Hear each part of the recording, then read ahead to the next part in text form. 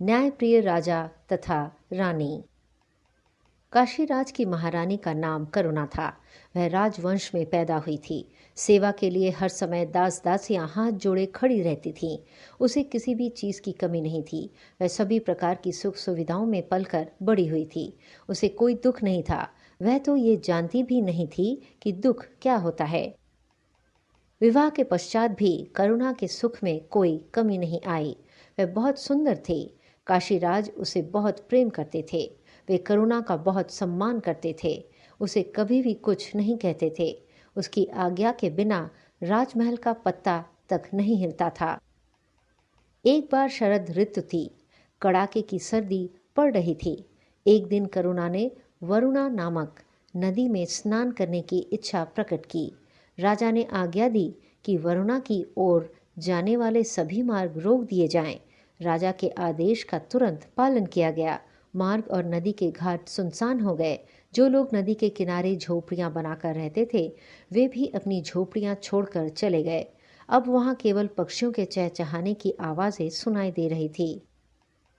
रानी अपनी 100 सखियों के साथ घाट पर पहुंच गई। उनके हंसी मजाक से वरुणा के तट गूंजने लगे। रानी और उसकी सखियों ने नदी में स्नान किया। ठंडे पानी में स्नान करने से रानी ठिठुर गई। उसने अपनी सखियों से कहा, अरे मैं तो ठंड से मरी जा रही हूँ। जल्दी से आग जलाओ। जाओ कहीं से लकड़ियाँ ले आओ।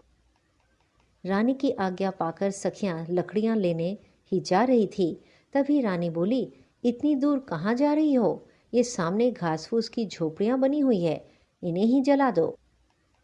एक सखी ने कहा, महारानी साहिबा ऐसा ना करें। झोपड़ियों के जलने से इनमें रहने वाले गरीब घर से बेघर हो जाएंगे। वे बेचारे ऐसी ठंड में कहाँ जाएंगे? रानी का क्रोध आ गया। रानी बोली, दूर हो। तुम्हें इन घास की झोपड़ियों की इतनी चिंता है और मेरी बिल्कुल भी नहीं। मेरी आज्ञा का तुरंत पालन किया जाए। सखियों ने रानी की आज्ञा का पालन किया और झोपड़ियों में आग लगा दी। थोड़ी देर में सारी झोपड़ियां जल गई।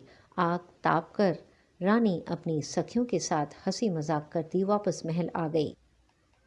अगले दिन जब काशीराज दरबार में बैठे थे, तो वे गरीब लोग दरबार में आ पहुंचे जिनकी झोपड़ियां रानी ने जलवा दी थी।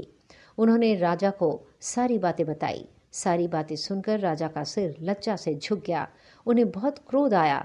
उन्होंने रानी को दरबार में बुलवाया और कहा, रानी, तुमने निर्दोष लोगों के घर जला दिए। तुम्हारा ये कैसा न्याय है? रानी ने रूठ कर कहा, फूस की उन पुरानी झोपड़ियों के जलने से किसी को क्या हानि हो सकती है? और अगर हानि होगी भी तो कितनी?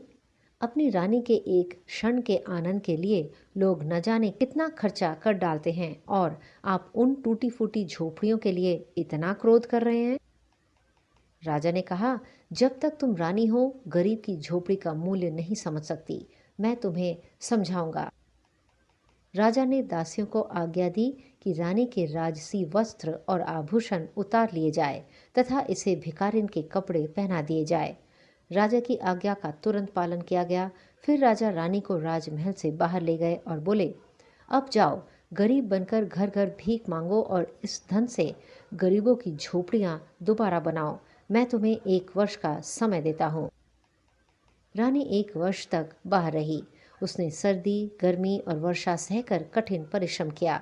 तब पूरे 1 वर्ष में झोपड़ियां तैयार हुई। अब रानी को झोपड़ियों का मूल्य समझ आ गया। राजा फिर उन्हें आदरपूर्वक राजमहल ले आए।